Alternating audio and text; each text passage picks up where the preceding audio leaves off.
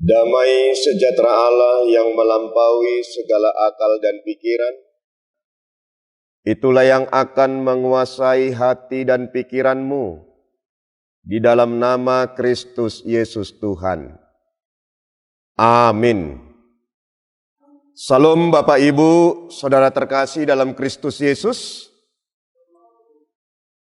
Salam juga untuk semua jemaat Tuhan yang ada bersama-sama dengan Nusantara TV. Terpujilah nama Tuhan melalui Minggu Advent yang keempat dari GKP Dolok Sanggul. Bersama-sama kita beribadah dalam topik Minggu Allah datang menyelamatkan umatnya.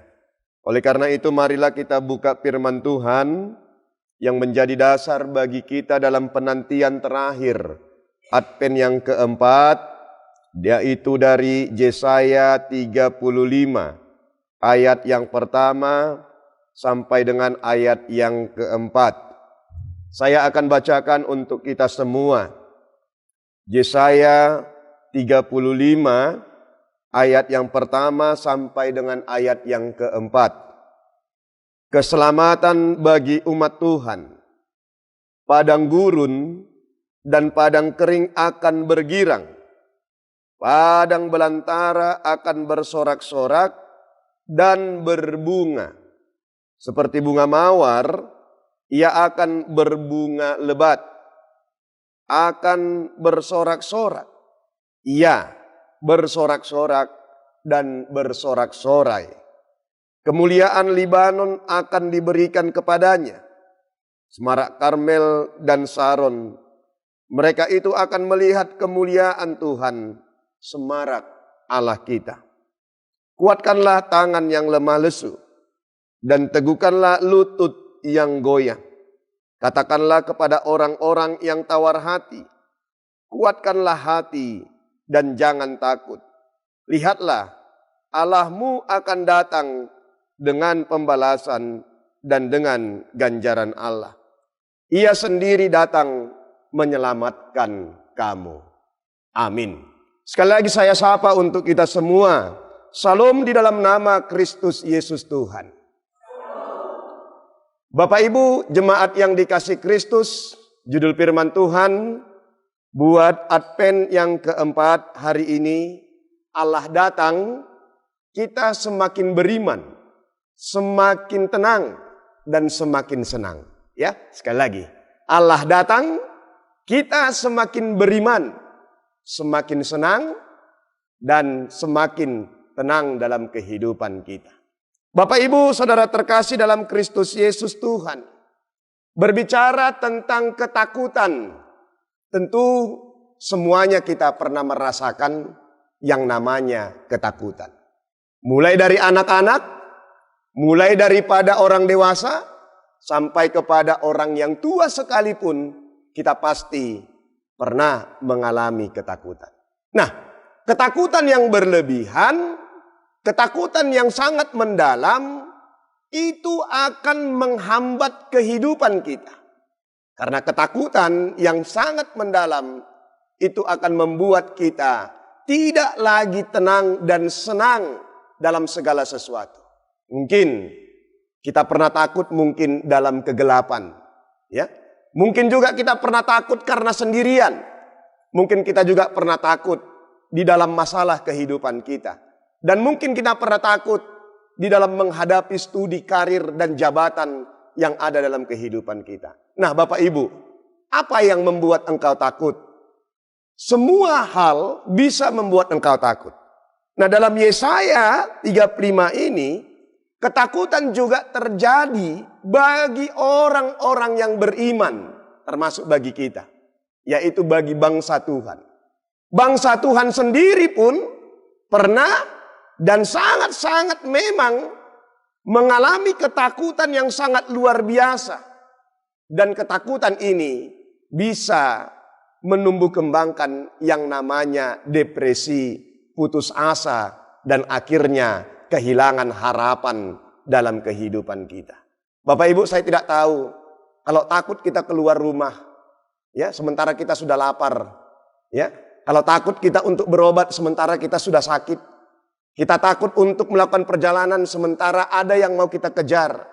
Bagaimana kehidupan kita? Yang namanya itu semuanya akan berhenti. Nah, oleh karena itu dalam Advent yang keempat ini, firman Tuhan akan membangkitkan kita.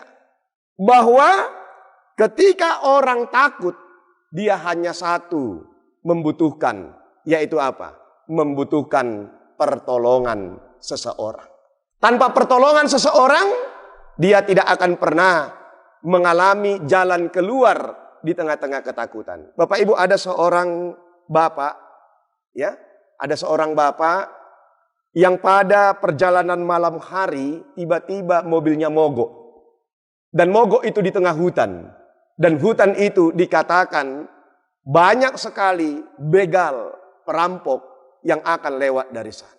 Dia sendirian dalam mobil. Boleh kita merasakan apa yang dia rasakan. Tentunya apa? Di malam yang tidak ada orang di sana, ketakutannya sangat luar biasa. Dia hanya mau untuk mengatakan tolong, tolong, dan tolong. Dia keluar dari mobil, lalu di stopnya beberapa mobil. Apa yang terjadi Bapak Ibu? Ternyata apa? Ternyata semua mobil yang di stop juga merasa takut. Sehingga mobil-mobil tersebut juga tidak ada yang memang memberikan pertolongan. Artinya apa yang mau kita katakan? Ketika kita merasa takut, belum tentu semua orang yang kita harapkan bisa menolong kita. Ya, karena apa? Tidak mudah untuk menolong orang di dalam ketakutan.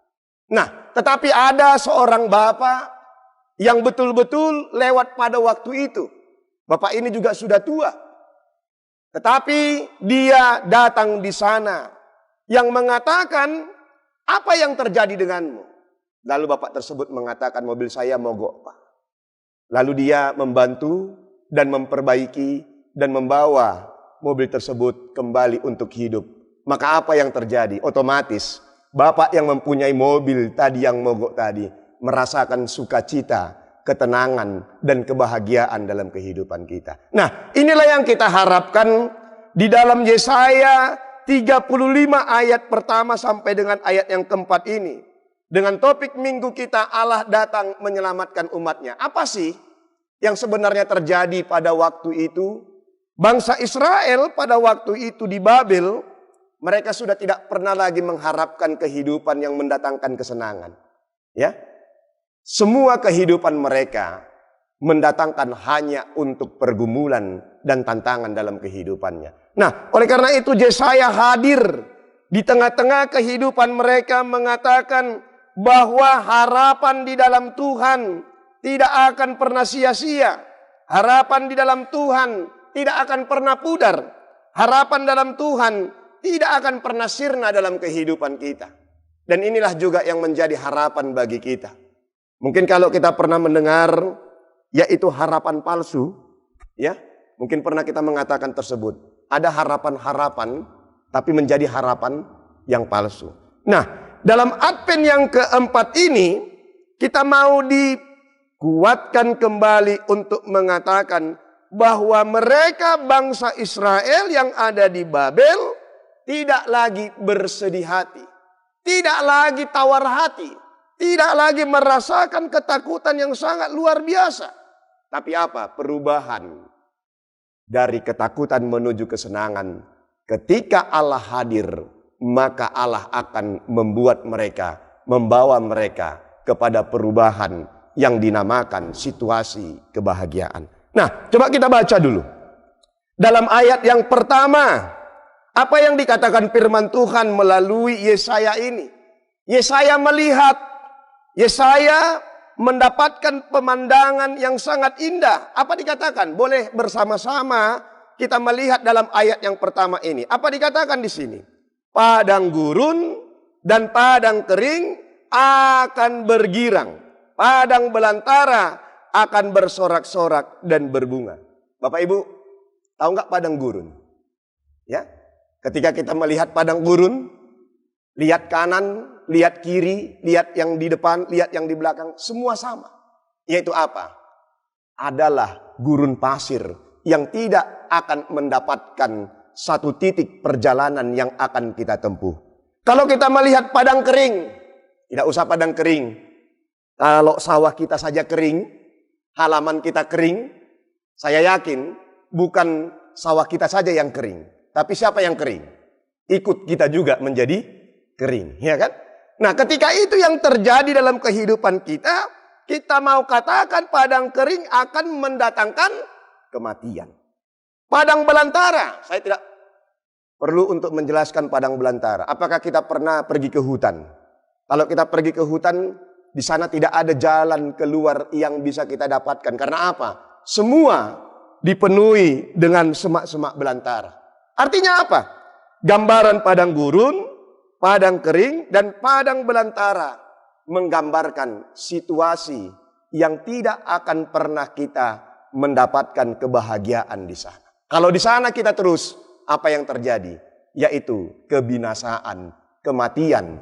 Karena apa? Karena situasi itu akan membawa kepada kita ketakutan yang menuju kepada kematian. Tapi apa yang mau dikatakan Yesaya ini? Padang gurun dan padang kering akan bergirang. Ya, luar biasa ini. Ya, padang gurun dan padang kering akan bergirang. Apa yang dikatakan? Padang belantara akan bersorak-sorak dan berbunga. Saya tidak tahu hutan ketika bisa diolah menjadi taman bunga, kan sangat indah ini. Ya, ketika memang padang gurun bisa dijadikan sebagai tempat yang memang untuk bersenang-senang, ini luar biasa.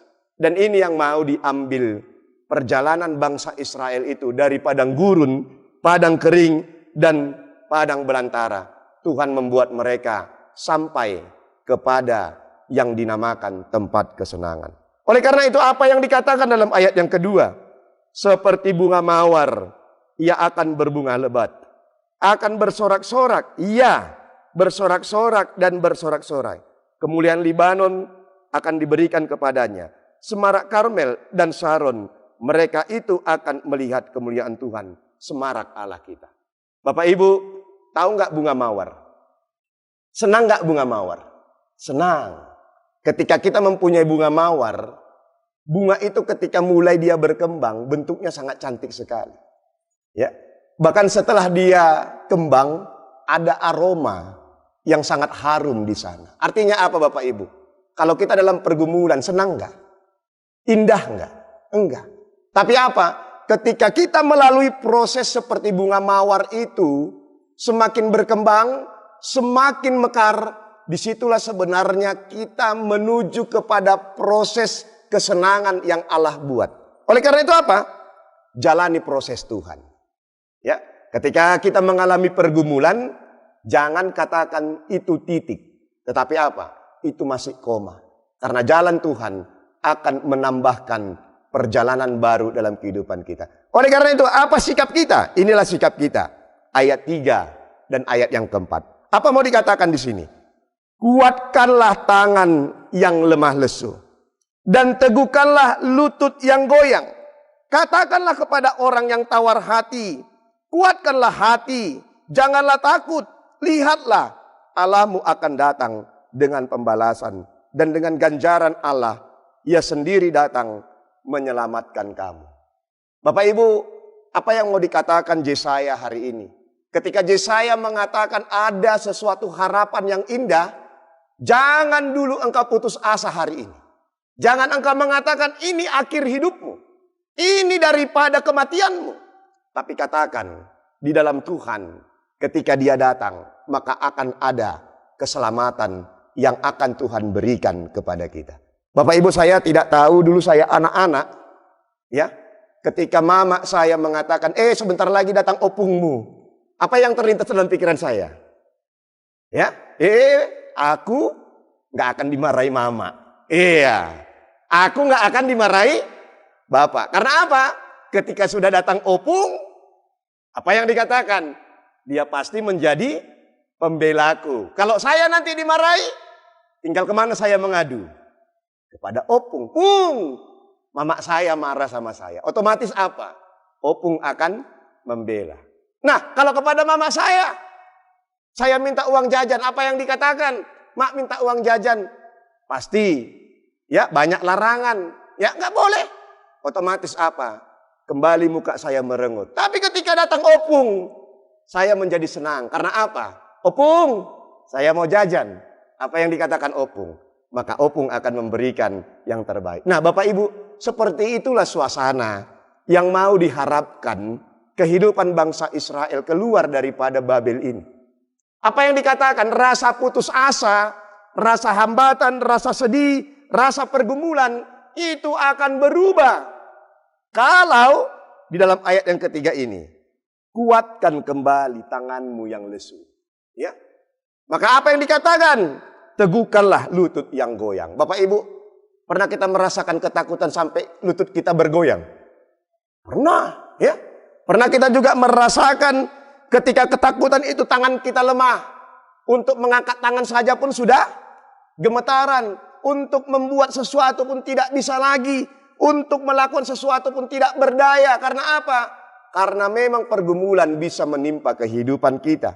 Tapi apa yang dikatakan di sini? Allah datang sendiri. Bahkan dalam ayat yang keempat yang terakhir. Apa dikatakan di sini?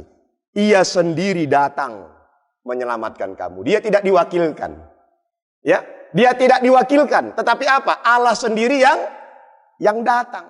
Kalau Allah sendiri yang datang, maka Allah juga akan membawa kita kepada kesenangan. Nah, oleh karena itu Bapak Ibu, dalam Advent yang keempat, saya memperpanjangkan topik minggu kita. Allah datang menyelamatkan umatnya. Maka judul firman Tuhan hari ini saya buat. Ketika Allah datang, maka yang pertama, kita harus semakin beriman. Yang kedua apa? Kita harus semakin tenang. Dan yang ketiga apa? Kita harus juga di dalam kesenangan. Maka apa firman Tuhan hari ini saya katakan melalui Advent yang keempat, hari penantian terakhir di dalam Yesus yang akan datang kedua kali. Dalam momen Natal yang akan kita rayakan dalam 24 malam, 25, 26 dan menuju kepada akhir daripada tahun 2023 ini, menyongsong 2024. Apa yang mau dikatakan firman Tuhan ini? Bapak Ibu, segala ketakutanmu, segala pergumulanmu, segala sesuatu yang menjadi persoalanmu, ingat, tidak ada yang bisa membawa engkau bersenang hati tanpa engkau berada di dalam Tuhan. Makanya apa yang dikatakan? Allah datang. Ya, percuma kita Bapak Ibu, ketika Allah datang kita tidak ikut di situ. Sama seperti opung, saya pernah juga mengalami seperti itu. Ketika opung datang, saya nggak ikut di situ, saya masih sekolah. Nggak dapat uang jajan, kan seperti itu kan? Karena apa? Karena tidak ikut ketika memang di situ opung yang datang. Yang mau saya katakan, bangsa Tuhan pun, umat Tuhan pun, orang beriman pun, kita sekalipun tidak akan pernah luput daripada ketakutan. Ya, tidak luput daripada pergumulan. Saya tidak tahu. Saya biasanya melihat, ya ini biasanya terjadi sama istri kan. Kalau sudah akhir-akhir bulan, apa yang terjadi? Ya, jantungnya berdetak kuat. Karena apa? Dia merasakan ketakutan. Sudah akhir bulan. Kalau sekarang bukan akhir bulan lagi Bapak Ibu. Akhir bulan dan akhir tahun. Ya, saya mau katakan juga, apa penantianmu? Apa harapanmu? Apakah engkau pernah mengalami ketakutan dalam ekonomi? Ya, apakah engkau mengalami ketakutan ketika engkau mempunyai penyakit yang tidak kunjung sembuh? Ya, ketika engkau juga mengalami pergumulan di tempat kerjamu, ketika engkau juga mengalami ketakutan di dalam pekerjaanmu, ketika engkau juga mengalami ketakutan untuk anak-anakmu dan untuk masa depanmu, maka firman Tuhan hari ini mengatakan, datanglah kepada Allah. Karena Allah saja yang bisa membawa kita menuju kepada perubahan dari yang sedih menuju daripada yang senang. Ya, dari mengalami ketakutan menuju kepada kegembiraan. Oleh karena itu Bapak Ibu, melalui firman Tuhan Advent yang keempat hari ini, jalanilah proses Tuhan. Ya, jalanilah proses Tuhan. Ketika engkau sekarang mengalami ketakutan, ingat, itu bukan akhir hidupmu. Itu bukan daripada kematianmu. Karena apa? Harapan, kehidupan, dan keselamatan akan Tuhan berikan bagi hidupmu. Oleh karena itu, apa yang perlu kita kerjakan di sini? Ayat 3. Ya, ini yang tadi disebutkan. Apa dikatakan di sini? Kuatkanlah tanganmu yang lemah. Kuatkanlah Lututmu sekarang yang goyang. Ya, katakan kepada orang, jangan lagi tawar hati. Dan jangan lagi dikatakan itu kecut hatimu, lemah hatimu. Tapi apa? Kuatkanlah hatimu. Berarti apa? Proses sikap menanti Tuhan. Di dalam kita berkehidupan yang bertuhan bersama Allah kita. Kita harus punya prinsip. Yang pertama, hidupmu semakin beriman. Bagaimana beriman? Tegaklah engkau tetap di dalam Tuhan. Jangan goyang. Jangan bergeser daripada imanmu. Karena apa Bapak Ibu? Pergumulan bisa saja membuat kita bergeser. Ya, membuat kita lemah dan akhirnya apa? Kita meninggalkan Tuhan. Jangan tinggalkan Tuhanmu. Yang kedua, tenanglah engkau. Bagaimana engkau tenang? Ketenangan kita ketika kita menguasai hati dan pikiran kita. Coba kita ingat dulu. Ketika engkau mengalami ketakutan, bisa nggak engkau kontrol pikiranmu dan hatimu? Bisa nggak engkau kontrol perasaanmu dan apa yang engkau alami emosionalmu? Terkadang apa? Ketakutan membawa kita tidak bisa menguasai kehidupan. Maka apa dikatakan? Ketika Allah datang, tenanglah engkau. Bagaimana kita tenang? Berikan hatimu dikuasai oleh Allah. Dikatakan dalam ayat 4 ini ada dua hal. Jangan tawar hati dan kuatkanlah hatimu. Dan yang terakhir melalui firman Tuhan hari ini, ketika Allah datang, bersenanglah kita. Karena apa? Proses yang mau kita ambil, proses yang akan kita capai, bukan kesengsaraan, tapi apa? Kesenangan dalam kehidupan. Oleh karena itu Bapak Ibu, apa yang mau dikatakan? Allah akan membela engkau. Allah akan menjadi penolongmu. Allah akan membawa engkau kepada perbuatan yang ajaib, maka engkau senang. Maka dapatlah akhir dari firman Tuhan hari ini. Ketika Allah datang, apa yang perlu kita kerjakan? Ada 3 hal. Apa itu? Beriman, tenang, dan senanglah dalam kehidupan Tuhan. Karena apa? Sesuai dengan lirik satu lagu pujian. Mungkin kita tahu lagu ini. Pertolonganmu begitu ajaib. Engkau telah memikat hatiku. Ya. Kini mataku tertuju kepadamu. Maka yakinlah pertolongan Tuhan dalam Advent yang keempat ini. Menyongsong Mesias yang akan datang. Penyelamat yang akan datang. Segala sesuatu ketakutan itu akan sirna dan berubah menjadi kegembiraan dalam kehidupan. Oleh karena itu apa sifat kita? Mari kita katakan. Ketika Allah datang sekarang, maka kita akan semakin beriman, semakin tenang, dan semakin senang dalam kehidupan kita. Tuhan memberkati kita mendapatkan iman, mendapatkan ketenangan, dan mendapatkan kesenangan. Amin. Kita berdoa. Bapa dalam surga, terima kasih. Advent yang keempat membawa kami kepada harapan dalam kehidupan. Bahwa ketakutan, pergumulan, dan permasalahan yang sering datang dalam kehidupan kami. Yang mungkin bisa membawa kepada rasa putus asa, tawar hati, dan kelemahan dalam kehidupan kami. Bahkan mendatangkan kematian dalam kehidupan kami. Sekarang Engkau berikan kami kehidupan yang baru. Seperti umatmu, bangsamu ketika berada di Babel. Mereka sudah mengatakan tidak ada lagi hidup bagi kami. Yang ada adalah kematian. Oleh karena itu Tuhan Engkau memberikan satu pengharapan hidup. Penantian akan penyelamat. Penantian akan juru selamat. Yang akan membawa kepada perubahan kehidupan. Yaitu gambaran padang gurun, padang yang kering dan padang belantara. Bisa bergirang dan bersorak-sorai.